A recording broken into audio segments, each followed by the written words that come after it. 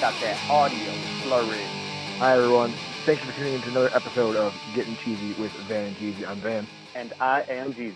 We've got ourselves a quick, abbreviated episode here this week because we're both on holiday here with our families. So Jeezy is actually calling in internationally. Hello from Canada. Oh, Canada. I saw lots of maple trees so far, plus a river. I saw stuff. Like, it's good. What about like moose? No moose, but I did see the Redskins get beat up by the Giants yesterday. Well, I guess with that we can launch into the scores for the week. Texans 23, Buccaneers 20. Texans winning the AFC South with that one. That was tight. That was good for them. We've got Patriots 24, Bills 17 with the Patriots winning the AFC East with that one. Fuck. Yeah, I know. 49ers 34, Rams 31. Yeah, that was a crazy game. The Rams are officially eliminated from the playoffs. Sorry, Rams. The defending Super Bowl losers out just like that. Continuing to be losers. I've got the Jets over the Steelers 16-10. I was keeping my eye on that game on the highlights, and I was surprised by that. The Jets, they've got like 6 wins or something. I thought they were complete trash because they lost to Cincinnati, but I don't understand their team. I don't know. And with that, though, the Steelers, they're still in the playoff picture, but, like, hanging on, you know? Yeah, it's a miracle that they're in. It does not look good for them right now. We've got the Dolphins 38, Bengals 35, and with that, the Bengals actually secured the number 1 pick in the 2020 draft. There you go. They didn't even have to try to tank. Nope, they just did. They just did it. That takes some skill. That was actually an overtime game, too. They didn't have to give up all their star players to be bad. They just were. I've got the Saints 38, Titans 28. The Titans looked good in that game, though. They really did look good, but the Saints were just too much for them. Colts 38, Panthers 6. It's like the wheels are literally falling off that team. And you know what that makes? Ass whooping. You know what? You're right, it does. We've got Ravens 31, Browns 15. The Ravens securing the number 1 seed for the first time in franchise history. There's no disputing that. They're just a really good team. Assuming they don't have any big injuries, they're going to be tough in the playoffs. Yeah, we've got Falcons 24, Jags 12. The Jags are also just wheels falling off of them, too. Garbo. It's bad over there. Also, you were there for that one, but the Giants 41, Redskins 35 in overtime. How was that? That game was really fun, but honestly, and you can speak to this a little bit, it was a sea of blue inside of FedEx Field. It was all Giants at the Washington game. Just like when we went to the Packers game last year, and it was just a sea of green in there. There were so many Giants chants, and there were so many fans there. It was a little bit disheartening for me to see that. Not because I care about the Redskins at all, because they're horrible and they suck and their organization's kind of bad, but like it made me feel a little bit bad for the players that they can't even get enough fans wearing the right colors in the stands. It's very sad for them. With that, Broncos 27, Lions 17. I don't know what's wrong with the Lions. It's bad. I thought they were going to be good. No. Well, we all thought that at the beginning of the season, but here we are. Trash. It's bad. It is bad. I read somewhere it's the first time the Lions have had, I think, 12 losses since 2012. And they actually started out with a 10-0 halftime lead, and then Denver had tied it up by halftime, and then they just continued to shit the bed. Hard to be healthy when you got shit in your bed. That's right. Raiders 24, Chargers 17. The Raiders are being weird. They don't want to be eliminated from playoff contention. But they also don't want to be in it either. Yeah, they just... They have to beat the Broncos, and then they need the Ravens, Texans, and Colts to win. And then they also need either the Bears, Lions, Chiefs, or Patriots to win. So they have approximately a 12.5% chance of getting into the playoffs. That's crazy. That is crazy. Then, surprisingly, we have the Cardinals 27 over the Seahawks 13. The Cardinals beat the 49ers. Was it last week or 2 weeks ago? I think it was 2 weeks ago, maybe 3. I just don't understand that. I don't understand that Cardinals team at all. They're some combination of just inconsistent and talented. Well, and with that too, I mean, I don't know. Chandler Jones, their pass rusher over there in Seattle, 19 sacks. He needs another, I think, 3.5 to beat Michael Strahan's record of 22.5. And then I also read something too about, I think, Russell Wilson set some kind of magic too. Very interesting. I'm reading something too that actually, you know what's funny? You remember Brett Hundley? Yes, future Super Bowl MVP. He also ended up on the Cardinals roster, and when Kyler Murray got hurt in the I think third quarter, again Brett Hundley comes in and leads a 9-play 78-yard touchdown drive that milked the clock and gave Arizona a substantial lead. But check this, according to NFL.com, mostly ineffective through the air, Hundley used his legs on that scoring drive. That sounds right. Then, in two teams that also don't want to seem to be in the playoffs, Eagles 17, Cowboys 9. I don't know what's wrong with the Cowboys. I mean, they're really the only team that's kind of in the hunt. The NFC is pretty much locked up at this point. They are actually the only team in the hunt. If they beat the Redskins and the Giants beat the Eagles, they're in. Otherwise, they will not make it. Jerry Jones is going to be right pissed. There's almost a 30%, according to whatever FPI is, there's almost a 30% chance they're not going to make it. So, sorry, a 70% chance they're not going to make it, a 30% chance they will make it. Chiefs 26, Bears 3, because, you know, that's obvious. It's obvious. So apparently, here, according to ESPN's Kevin Seifert, here are the current standings in the playoffs. AFC, we've got Baltimore Ravens number 1, New England 2, locked in, Kansas City 3, Houston 4, Buffalo Bills 5, and the Tennessee Titans 6. Now, there are two teams in the hunt, the Steelers and the Oakland Raiders. You already kind of covered their odds. But Tennessee really has things in their hands because they're playing against the Texans. And if they can beat the Texans, they can secure their spot. Now, the Texans are no slouch team. Obviously, they have the number 4 seed right now. Could bump down to number 5, give that number 4 honors to the Bills. But AFC, very interesting, and everything riding on that Tennessee game. That's right. In the NFC, we've got San Francisco coming in number 1 seed, New Orleans Saints coming 2, the Green Bay Packers currently sitting number 3, although we could potentially move up with 2 wins. We could move up. Philly holding on to number 4 right now, just over the Cowboys. We just covered that. Seattle, even though they just lost that unexpected one to the Cardinals, they're still holding on to number 5, and Minnesota hanging on to 6. Yeah. Everyone else is eliminated except for the Cowboys, who could potentially get in there with the hullabaloo that we already covered. Hullabaloo. Yep, that's a succinct recap. Exactly right. Let's see, was it last Monday night? Last Monday night, the Saints really stuck it to the Colts. Doesn't matter. What mattered from that game was that Drew Brees had 2 incredible stats come out of that game. He first breaks the all-time touchdown record, previously held by Peyton Manning. I think he's got like 541 now. Previously, I think Manning had 539. Yep, that's what it is, 539. Brady, before this weekend, was at 538, so I'm sure he's probably also past that. But not only that, Drew Brees also finished the game with the all-time best passing completion percentage in a game. He went 29 for 30 for a completion percentage of 96.7 or 97.6. I don't know which math is right, but either way, incredible. That is crazy. Let me just run a quick fraction. 29 over 30 is 96.6 repeating. Now, let's not forget 97%. In that stretch of 29 completions, he had 22 consecutive completions. It's ridiculous. Just ice water in his veins. And it was when they beat up on the visiting Colts. Yeah. And so I was pretty surprised, pretty happy anyways, that the NFL did not throw him a flag this time. Last time when he broke the all-time passing yardage record, they flagged him for excessive celebration. But the No Fun League decided to give him a pass on this one.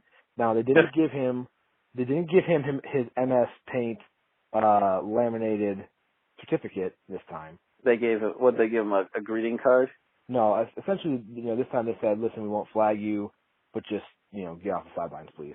Just go. Get off the field. So no greeting card, no laminated paper, no flag. That was He might, I imagine he'll get a thank you card in the mail. It's like when you were a kid and you got a present or you did something good. Like when you got a present for your birthday when you were a kid, you had to write a thank you note and send it out. Like, Drew Brees did something good for the NFL, so he has to write him they have to write him a thank you note and send it out. Bees like that. I just don't know why he's not in the greatest of all time conversation more often, right? We always talk about Brady and Rodgers as the greatest quarterbacks of all time, but Drew Brees is sitting over there getting shit on all the time, breaking all these records, the passing yardage record, the touchdown record. I think he's also, if it's not actually 100% the most, he is one of the most accurate passes of all time. He's like always upwards of 70% completion. So I don't know why Brees doesn't get talked about in that conversation more often. I mean, it's because he's only got that one ring. Now Rodgers only has one too, but it's just, statistically, he's incredible. He's been incredible for a long time, and he does have a ring, so he's not going to walk out with no hardware. But I still think it's ridiculous that we continue to judge this based on a team metric. It just drives me crazy. Individual accolades based off of team metrics. But what do I know? In that Saints game this weekend, though, Michael Thomas also set the NFL's record for receptions in a single season. Wow. Well, we did cover that he was getting really close. Yep, he passed that. I think Kelsey also has something. Kelsey also has something too. Oh, Christian McCaffrey broke his own NFL record for most receptions by a running back. Everybody's just doing it big this year. Had to. Yep. You know who also did it big too? Who's that? In the wrong way. The Browns. The Cleveland Browns, the only team in the league to not have a winning season this decade. How does that happen? How do you be bad for 10 straight years? I think at that point it becomes like talent almost. 10 straight years? Well, I mean, they should have a pipeline of just literal first-round drafts just doing it good. I mean, that sounds like a bad GM to me if they're not creating the right program to develop and create a team out of, what should be some of the best players coming into the league. To me, it's mostly poor. Yeah, it's poor GM. A poor GM because you keep turning over head coaches from year to year, and so they keep bringing in a new staff year to year. How are these players going to have any kind of continuity to be able to know what system they're running or who they're going to follow? They just keep dumping their head coach every year as a bad season, and that's how you end up. What do I always say? That's how you end up like the Browns. With that, we're going to talk about a team that's not like the Browns, the Packers. And now I'm cheesing my way back to you, man. With the burning cheese inside. Packers section. We're actually recording just before the Packers game on Monday night right now, so that's neat. So basically, what I want to talk about briefly is what the Packers need to do to win this game. And what is that? What do we got to do to beat the Vikes? Well, we have not won in Minneapolis since they opened their new stadium, but Dalvin Cook is out for this game. I really think what needs to happen is you got to keep Kirk Cousins under pressure. We've got a defense that can do it. We've got the Smith, Kenny Clark playing really well lately, and our secondary played better last week. Yeah, definitely. So if you can keep Kirk Cousins flustered and in my opinion, keep the ball away from Kevin Rudolph, their tight end, who seems to tear us up every game. And I think I also heard that Stephon Diggs might be out this game. So if he's playing, you got to keep it away from him and Adam Thielen. But basically with Dalvin Cook being out, I feel like their run game becomes almost one-dimensional. So defensively, you've really got to shut down Kirk Cousins. And then, like we always say every time, no penalties, especially on special teams, which we've been doing really well on special teams lately with Tyler Ervin. Winning the field position battle. And offensively, we just got to get it together and just put together one complete game. And just, I think we got to run the ball a lot with Aaron Jones. That obviously opens up our pass game. We talk about that every single week. And, win the turnover battle. Generate a couple turnovers and then play sound everywhere else. You're going to win that game. That's exactly right. We got to show that we've got the guts of a team that is destined to go deep in the playoffs. And that means we got to put together all three phases of the game. That's the key to this victory because even without Dalvin Cook, if Stephon Diggs is out, even if he's out, the Vikings have been a team that have been pretty good in all the phases. So we have to I think we have to outclass them in all three. Even if they have limited offensive weapons, they're still going to be dangerous. They're still going to find a way. They still have a good line that can block for whoever, the next man up out of the backfield. We just have to play well in all three phases. I agree. Basically, we need to have our most complete game of the year. Like I talked about last week, we've won a bunch of different ways. We need to put all those ways together now and have our most complete game of the year. And if we do that and win, we secure the NFC North, and then by beating the Lions next week, we secure the number 2 seed and a first week bye in the playoffs. So that would be tight. We basically control our own destiny from here. That would be super tight. And by the way, I'm in the motherland. I'm back in Wisconsin for the holidays. Do they have internet in Canada? Do they have internet in Canada? What the fuck kind of question is that? I mean, you're calling in on a rotary phone, I'm pretty sure. That is true, you're right. I do love Canada, though. Shame on me. Okay. Oh, time for the gossip section. I've really only got one thing, and it's not even gossip, it's just cool. I think it's cool. And this is from last week's game, not this past weekend, but 2 weeks ago. Marcus Peters, Ravens cornerback, got fined for unsportsmanlike conduct, fined $14,037 for drinking a beer with fans to celebrate his pass breakup to seal the win over the Bills. Oh, I saw that. Bud Light tweets at him and says, "Drinking a celebratory beer isn't a crime. We'll match that tab with a donation to charity on your behalf. Marcus Peters, DM us." That's so good for Bud Light. I'm so happy about that. Bud Light's been on a streak. Did you see when the Nats were in the World Series, the guy with 2 Bud Lights in his hand got hit with a baseball because he didn't want to put his beer down and try and catch the ball? So exactly what I said. He ends up being in the world. They flew him to a World Series game, Bud Light did, and then the Nats had him in the World Series championship parade. Like the dude, he was on the bus with beers. Bud Light, I like what you're doing. You're giving me cheap beer with low calories and supporting some good stuff. The important things. Really the important things. You know what's been on a streak lately, too, that we haven't talked about recently? What's that? Denny's. I went to Denny's yesterday with my sisters and significant others and my nephew. I had the lumberjack slam. Oh my word. Oh my word. I bet that's better than the Jimmy Graham slam. Also, I went to the Denny's on 31 and 20 in Racine. Oh yeah, that's the only one I know. The waitress, that was the one we had cigars at when you could still smoke inside. Yep. When we were like, I don't know, 19 years old. The waitress was a sweet old lady, the nicest old lady ever. It was wonderful. Man. 100% Midwest hospitality. Love it. You'd love to see that. That's right. Well, it's time to mosey on down to our primetime picks. So there is actually this week only one primetime game, and that's Sunday night 8:20 game between the 49ers and the Seahawks. They're playing in Seattle. Who you got? Seattle, man. If it was in San Francisco, I'd say San Francisco, but if it's in Seattle, I gotta take Seattle. See, the question I don't know is if the Niners are resting anybody. Why would they? They're fighting for the number 1 seed, right? Why would they? Yeah, they don't want to fall down to number 3. You know what? I'm going to take the 49ers. They've been good all year. They've had to win some tough games. This will be a true test. Going to be a tough one, but I think they can do it. I think they can do the near impossible, which is beat Seattle in Seattle. On Sunday at 1, we have our Titletown game, which is Green Bay Packers versus the Lions. Go ahead and mark me down. We're going to put an L in the D, if you know what I'm saying. Yep, I agree. Pack's going to take that one. Pretty easy.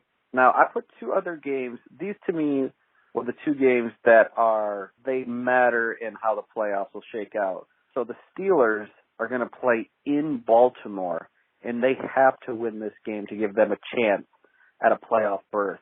Who you got? I'll take the Steelers because I feel like Ravens are going to sit people because they already locked down the number 1 seed. I'm going to take Steelers. Oh, man. I'd like to think the Steelers might do it, but I don't know. I think the Ravens are still going to go out there and do their thing. Give me the Ravens. Give me the flock. All right. And then last game, another game, 4th game that has some playoff implications. We have the Titans playing against the Texans. Now, both these teams are currently sitting poised to enter the playoffs, but if the Titans lose, they might just be handing off that playoff berth to the Steelers. Texans, huh?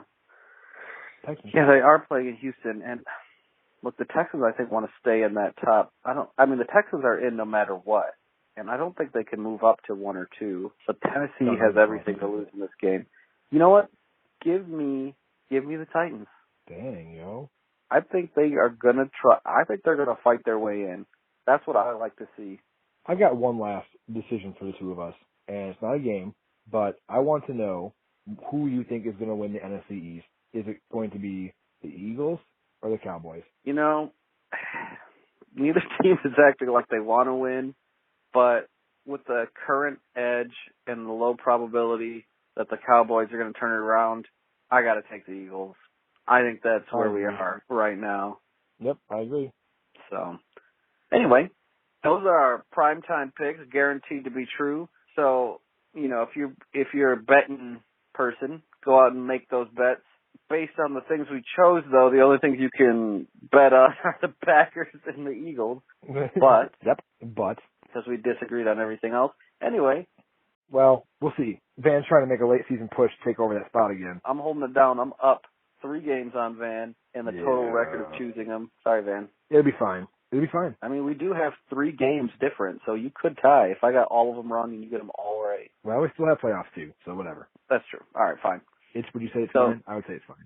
Just want to say we really appreciate everybody out there listening and supporting the show online. We want to wish you very happy holidays, a healthy new year ahead. We love it. We love you guys. Thanks so much for the support. I couldn't say it any better. Everybody be safe. Enjoy your holidays. Give a big sloppy wet kiss to all your loved ones from us. That's right. The sloppier the better. And with that, we'll catch you guys next time. You've been listening to Gettin Cheezy with Van and Jeezy. Goodbye now. Bye.